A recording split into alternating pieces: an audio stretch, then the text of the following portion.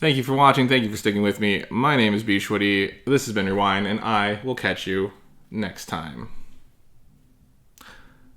But not before telling you that I am going to use this for next week's Wine Down Wednesday. Because we're seeing, will the old wine myth that you can freeze wine and keep it relatively okay if you're just drinking a glass of wine.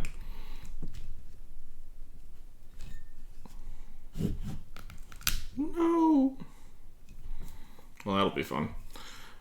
If you're just drinking a glass of wine and coming back to it later.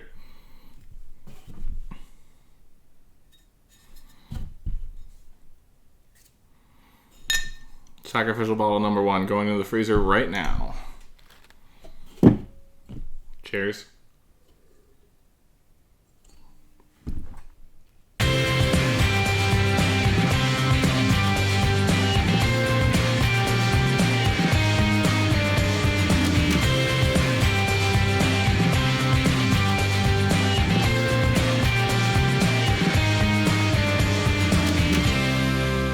Welcome back. About 3 weeks have passed since I've opened these, well past the time that they should be tasting okay.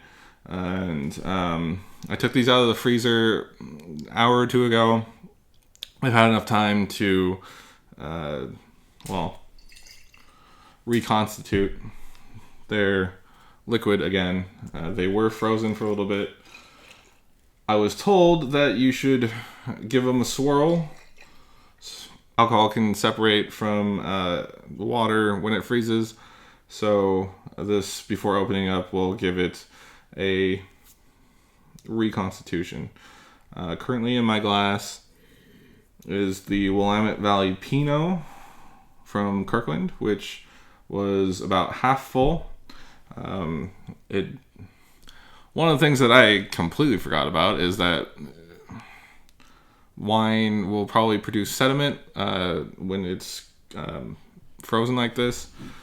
Red wine generally doesn't have to be cold stabilized because they don't really think that you will put it at a temperature cold enough to produce, freezing, or a temperature cold enough for it to precipitate. But it's definitely a lot of precipitation in this.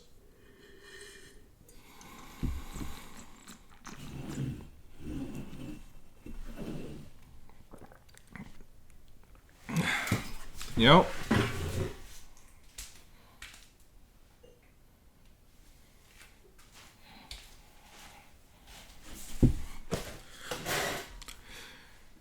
Interestingly enough, the half bottle kind of actually is drinkable.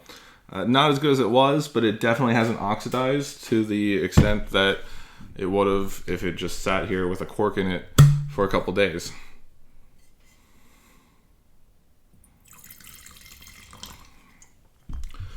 This one is the Evolution Pinot from Sokolblosser. This one doesn't seem to have precipitated as much. It's possible that it has gone through a different filtration process than the Kirkland Pinot.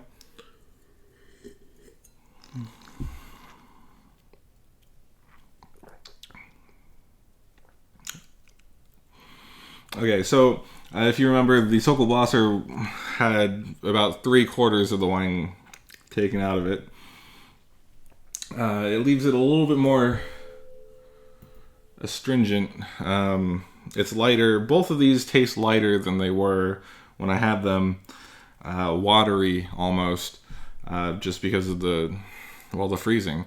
And while this one that was half full is okay, this one over here that had a lot of oxygen in it hasn't fared as well.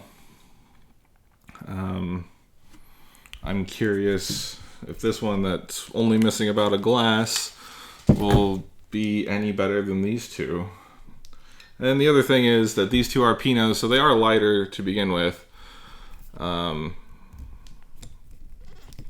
I don't know if that will really factor in. Now just remember that this may be a semi-scientific approach, but they're all different wines and they all probably react differently.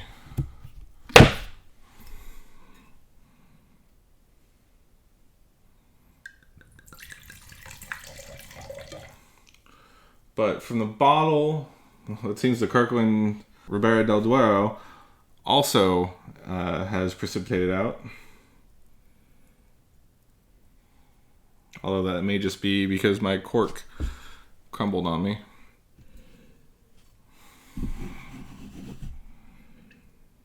Smells okay.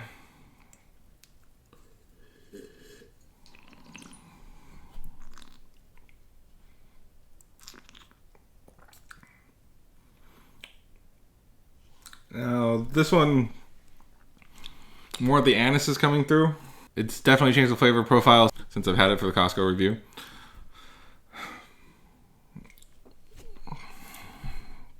All these wines are drinkable.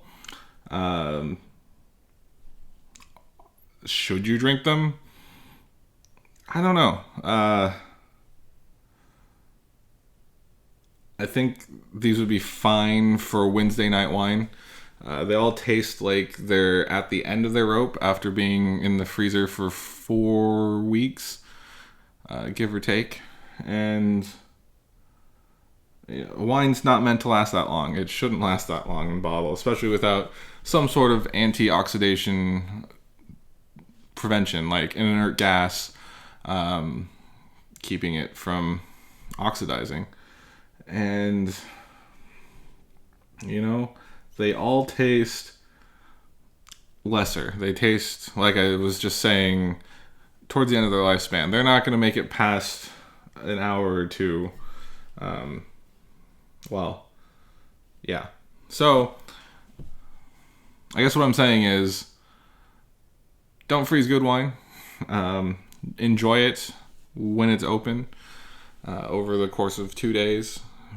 But if you live by yourself and you don't really care for the flavor of wine, or having an unassuming palate, I think you can get away with freezing wine for a little while.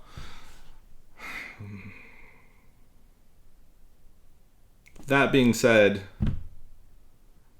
is this myth busted?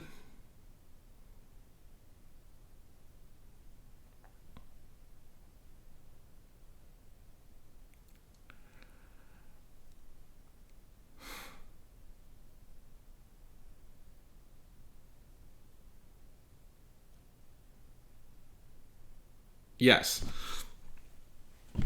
Don't freeze wine. Don't freeze wine to preserve it. It may extend the life a little bit longer, but it doesn't extend it indefinitely. And it certainly changes the flavor profile of the wine, even if these were only open for a maximum of an hour. So, yeah. Don't freeze wine. Do you have any other wine myths for me to tackle? Maybe you want to see us do a more scientific approach than just the fill heights of the bottles. Let me know in the comments below.